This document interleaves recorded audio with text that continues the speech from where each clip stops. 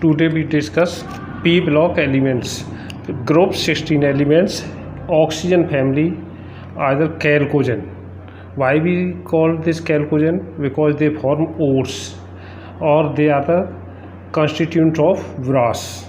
So we call it chalcogen. हम इन्हें chalcogen कहते हैं क्योंकि यह अयस्क बनाते हैं और यह कॉपर के साथ संयुक्त होकर के पीतल जैसी धातुओं को बनाते थे, इसलिए इनको कैल्कोजेन कहा गया।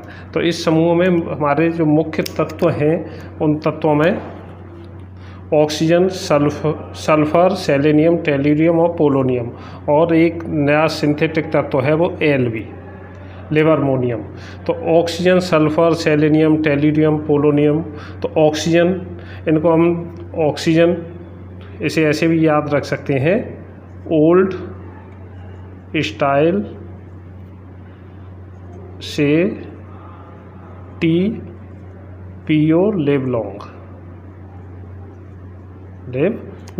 Style, old O, style SE, TE, PO और Lb। इस तरह से हम इन्हें याद रख सकते हैं, ओल्ड स्टाइल से TPO लिव लॉन्ग। तो old oxygen, sulphur, selenium, tellurium, polonium और लिबर्मोनियम सिंथेटिक एलिमेंट्स है। इनका अगर हम हमारा 8, तो 8 में अगर हम 8 और जोड़ देते हैं तो ये हमारा हो जाएगा 16 के आफ्टर हो जाएगा वहाँ हमारा इसके 18 जोड़ने पर 34, फिर 18 जोड़ते हैं तो 52, फिर 84 और इसके बाद में 116। तो यहाँ पर क्या डिफरेंस रहता है हमारा, 8 के बाद में फिर हमने इसे 18 किसी भी ग्रुप के लिए ऐसे किया जाता है, इसके लिए 18, 32 एंड 32 ऐसे हम जोड़ते जाते हैं तो हमें एटॉमिक नंबर हमें मिल जाता है। तो नीचे की ओर जाते हैं तो इसका एटॉमिक नंबर इंक्रीज हो रहा है।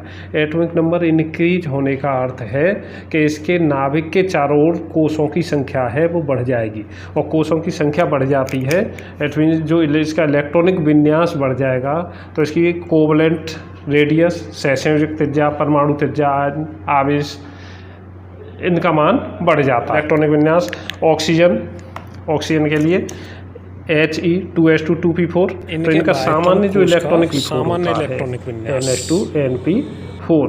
तो अंतवाहतम कोष में इनके 6 इलेक्ट्रॉन रहते हैं, तो इनकी जो वैलेंसी होगी वो 2 भी रहेगी और 6 भी रहेगी, 2 और 6 रहेगी। तो इसका क्योंकि रेडियस इनकी इंक्रीज होगी इलेक्ट्रॉनिक विन्यास के अकॉर्डिंग देखते हैं। ये हमारा पीरियड नंबर 2, 3, 4, 5 और 6, और 7th में आ जाता है Lb, लिबर्मोनियम। तो इसके न्यूक्लियस के चारों ओर 2 सेल हैं। इससे बड़ा सल्फर 3 होंगे, सेलेनियम 4 सेल होंगे, टेल्यूरियम 5 होंगे, पोलोनियम 6 होंगे और Lb में 7 होंगे। इसलिए नीचे की ओर जाते हैं तो इनका नीचे की ओर परमाणु त्रिज्या बढ़ जाती है, परमाणु त्रिज्या बढ़ेगी। इसके लिए ऑक्सीजन को हम प्राणवायु भी कहते हैं, ऑक्सीजन को हम प्राणवायु भी बोलते हैं। ये वायुमंडल में हमारी पाई जाती है, लगभग 46% रहती है, 46.6% रहती है अकॉर्डिंग टू मास, और अकॉर्डिंग टू वॉल्यूम 20.946% रहती है। शुष्क वायु में इसके ऑक्सीजन की प्रसन्नता 20.946 से हमें अबाउट टू 21% होती है। सल्फर भूपर पट्टी में 0.03% से 0.1% तक होता है, और यह सल्फर हमारा जिप्सम के फॉर्म में, जिप्सम, एप्सम सॉल्ट के रूप में, बेराइट, लेड, गैलिना बोलते हैं, ओर्स है ये लेड का, और गैलिना के रूप में यसद ब्लेंड, जिंक ब्लेंड के फॉर्म में पाया जाता है। ये गैलिना था, पीबी का एस का होता है गैलिना। ये वेराइटा इसमें पाया जाता है। इसके अलावा जो शेष उसके सल्फ़र के हमारे सोर्स हैं, अंडे में भी होता है, ये प्रोटीन है, लहसुन है, सरसों है, वाल है, ऊन है, प्याज है, इनमें भी हमारा सल्फ़र पाया जाता है। गैस है सामान्यतः पर, ऑक्सीजन गैस है।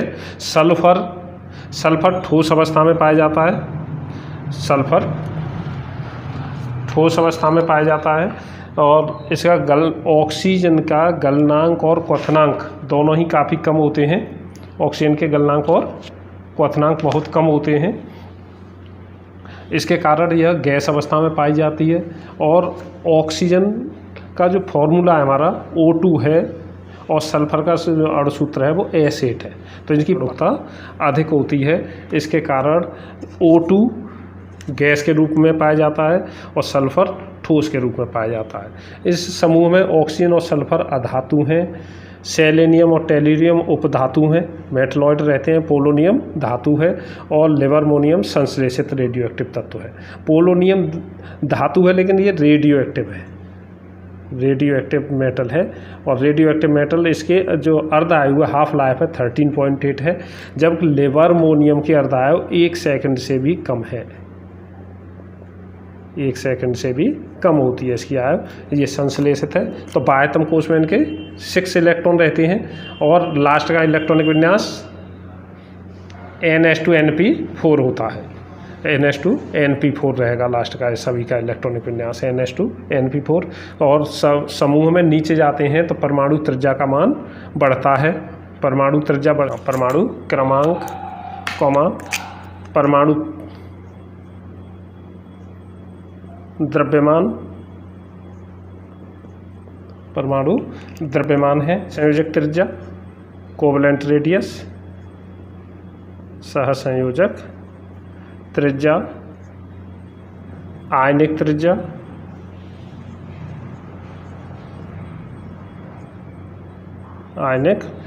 आयनिक त्रिज्या है, गलनांक, क्वथनांक, गलनांक, क्वथनांक और ऑक्सीकरण संख्या में वृद्धि होगी।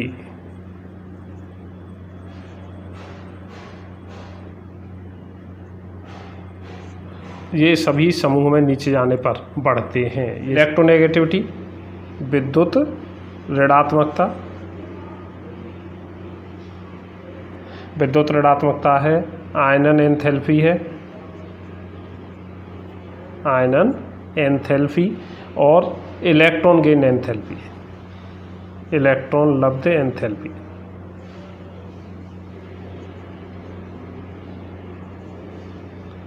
एंथैल्पी ये सब नीचे की ओर जाने पर ये सब घटते हैं, इनका मान नीचे की ओर जाने पर घट। सबसे अधिक विद्युत ऋणात्मक है, उसके बाद सेकंड नंबर पर ऑक्सीजन आता है विद्युत ऋणात्मकता में, विद्युत ऋणात्मकता सबसे अधिक। तो सब नंबर फर्स्ट पर ये रहता है, नंबर सेकंड पर तो ऑक्सीजन। देखता हूँ रासायनिक गुण, तो ऑक्सीकरण अवस्था है, ऑक्सीजन की ऑक्सीकरण अवस्था -2 रहती है, यह OF2 में +2 ऑक्सीकरण अवस्था प्रदर्शित करता है, OF2 में +2 रहेगी। इसके जो अन्य तत्व हैं +2, +4, +6 सामान्य ऑक्सीकरण संख्या प्रदर्शित करते हैं। सल्फर, सेलेनियम, टेल्यूरियम ऑक्सीजन के साथ सामान्यतः +4 ऑक्सीकरण अवस्था प्रदर्शित करते हैं, फ्लोरीन +6 ऑक्सीकरण अवस्था प्रदर्शित करता है। ऑक्सीकरण अवस्था इस तरह से रहती है। +4 ऑक्सीकरण अवस्था कारण अक्रिय युग्म प्रभाव है, +4 और +6 में अक्रिय युग्म प्रभाव रहता है, इसके कारण अक्रिय युग्म प्रभाव के कारण +6 और +4 ऑक्सीकरण अवस्थाएं प्रदर्शित होती हैं। +4 जो ऑक्सीकरण अवस्थाएं हैं +4 तथा +6, +4 और +6 में सहसंयोजक आवंत इसमें पाया जाता है। सहसंयोजक आवंत बनाएंगे जब +4 और +6 ऑक्सीकरण अवस्था में रहते हैं, इनकी इस तरह से स्थिति रहेगी। अब ये प्रबल विद्युत ऋणात्मक तत्व है,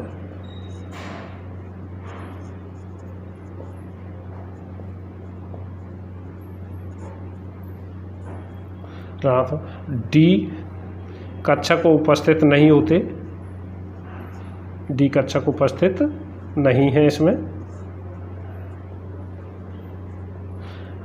अपने इलेक्ट्रॉनिक विन्यास का प्रसार नहीं कर सकता।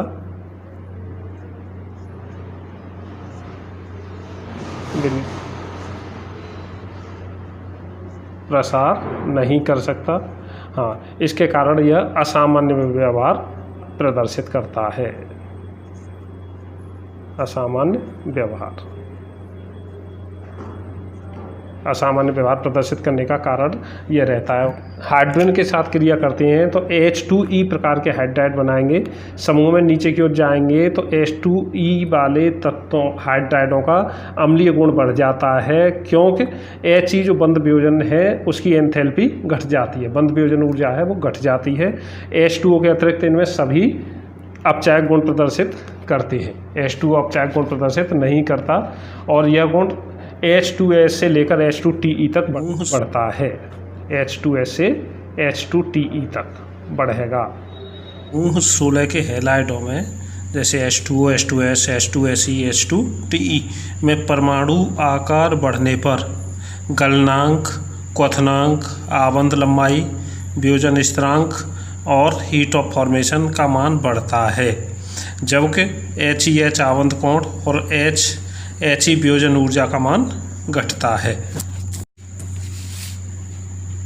H2O में हाइड्रोजन बंध उपस्थित होता है, जिसके कारण H2O द्रव है और H2S गैस है। इसका कारण है कि O की विद्युत ऋणात्मकता अधिक होती है। ऑक्सीजन के प्रतिक्रियाशीलता में यह EO2 और EO3 प्रकार के ऑक्साइड बनाते हैं। ये इनकी प्रकृति सब अम्लीय होते हैं, अम्ल बनाते हैं ये घुल करके। इस इनमें अगर घोल दिया जाता है तो यह घुल करके अम्ल बनाएंगे, अम्ल बना देते हैं। इसके कारण इनके ऑक्साइड हैं वो अम्लीय रहते हैं। जैसे SO2, अगर SO2 plus H2O equal to H2SO3 sulphurous acid बनाएगा। SO3 plus H2O equal to H2SO4 sulphuric अम्ल बनाएगा। तो ये अम्लीय रहते हैं इनके ऑक्साइड। इनके ऑक्साइडों की प्रकृति हमारी अम्लीय रहती है। और SO2 से लेकर TeO2 तक ये अपचायक गुण प्रदर्शित करते हैं। TeO2 ऑक्सीकारक का कार्य करता है। SO2 अपचायक गुण है वो नीचे की ओर जाते जाते घट जाता है। जिनके प्रतिक्रियाशीलता में देखते हैं तो इस समूह के जो तत्व हैं वो EX2, EX4, EX6 प्रकार के हैलाइड बनाएंगे। और इनका जो इस स्थायित्व के घटने का क्रम है FCl, Br और I। फ्लोराइड सबसे अधिक स्थायी होते हैं, उससे कम Cl, उससे कम Br और सबसे कम I वाले होते हैं। EF6 की जो संरचना है, EF6 मीन्स SF6 हो सकता है, O नहीं बनाता ये, OF6 नहीं बनेगा। EF6 की संरचना अष्टफलकीय होती है, इसमें sp3d2 संकरण होता है और ये सभी गैसीय अवस्था में पाए जाते हैं। X4 वालों की में sp3d2 संकरण रहता है। SF4, SEF4, TEF4 इन सब में sp3d संकरण होगा। त्रिकोणीय द्विपिरामिडीय संरचना रहती है और सीसो संरचना रहती है। इनकी संरचना में निरक्षीय स्थिति पर एकाकी इलेक्ट्रॉन युग्म रहता है, जिसमें O2 को छोड़ करके सभी अन्य जो तत्व हैं डाइक्लोराइड और डाइब्रोमाइड बनाते हैं। O2 डाइक्लोराइड और डाइब्रोमाइड नहीं बनाता है। O2 डाइक्लोराइड और डाइब्रोमाइड नहीं बनाएगा, से सभी तत्व डाइक्लोराइड और डाइब्रोमाइड बनाएंगे। इनके जो मोनोहेलाइड हैं वो सब डाइमर बनाते हैं, जैसे H2F2, H2Cl2, H2Br2 और Fe2Cl2, Fe2Br2 इस तरह से बनेंगे। और इसका असमान पातन हो जाता है। असमान पातन जैसे 2SeCl2 equal to SeCl4 plus Se। तो हम इसके ऑक्सीडेशन नंबर को अगर देखें तो SeCl2 +2 था ऑक्सीडेशन नंबर, यहाँ पर क्या रहेगा +4 और ये क्या रहेगा 0। तो इस Fe की ऑक्सीजन संख्या में वृद्धि भी हुई है और कमी हुई है। तो ये असमान पातन प्रदर्शित करते हैं।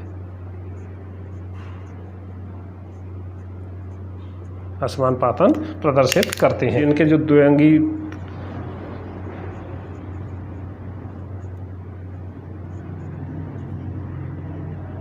के द्विअंगी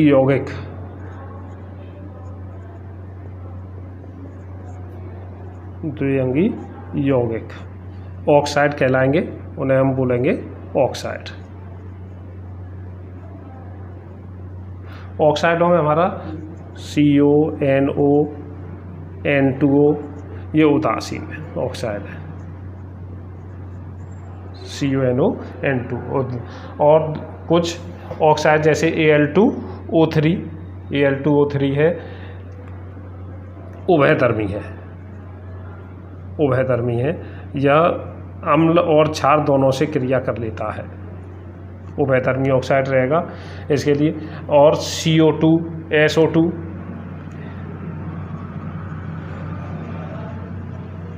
Cl2O7, N2O5 ये सब अम्लीय ऑक्साइड रहेंगे। तो इनके ऑक्साइड इस तरह से रहते हैं, ऑक्साइडों की प्रकृति इस तरह। और Pb3O4,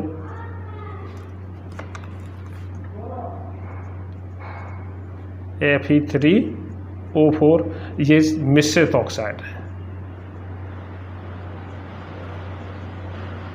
तो ये अब 16 की विशेषताएं थी। यदि आपने चैनल सब्सक्राइब नहीं किया है तो इस चैनल को सब्सक्राइब कर लीजिए, जिससे आपको वीडियो मिलते रहे, और इसे शेयर कीजिए। Thank you.